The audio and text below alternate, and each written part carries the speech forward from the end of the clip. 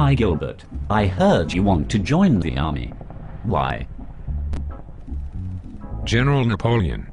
Yes, I do, and it has largely to do with you. I remember when you were leading the French army to victory during the time of the Directory, even when the Directory tried to send you to Egypt because you were negotiating treaties on your own. They were unsuccessful because you won there too. Because of your success, France went from being on the defensive to being on the offensive, and you even increased its borders by taking parts of Belgium, Germany, and Italy. Yes, I remember clearly the Directory was afraid that I was becoming too powerful.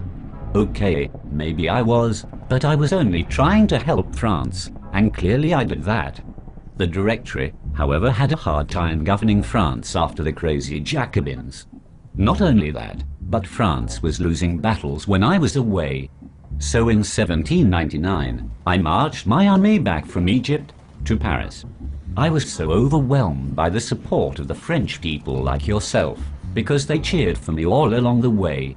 When I got to Paris, myself and other conservative politicians wished to bring France to a place where the ideas of the revolution like equality existed, but France was not so chaotic. We established a new government called the Consulate. The Consulate had a vague constitution. Do you remember what that constitution was about? Many said it was so vague and not secure. In fact, I remember asking what I was voting for, or what was in the Constitution, and someone told me Bonaparte.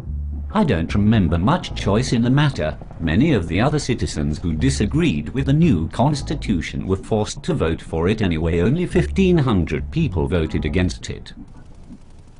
The Constitution created a three-member executive power, where one member of the three had more power than the other.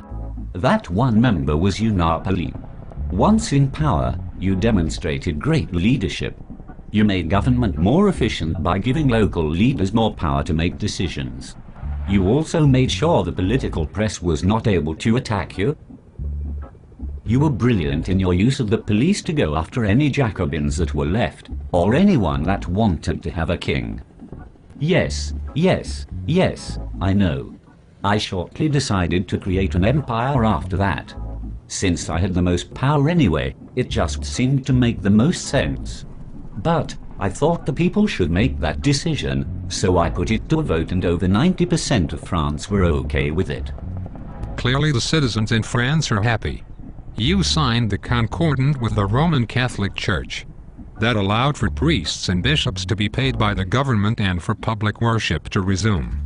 It also allowed for religious protection of Jews and Protestants. You also instituted the Napoleonic Code.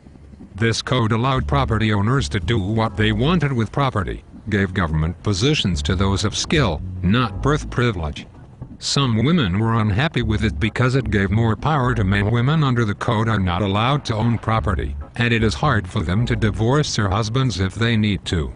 It definitely followed the ideas of the revolution, however, and that is what is important.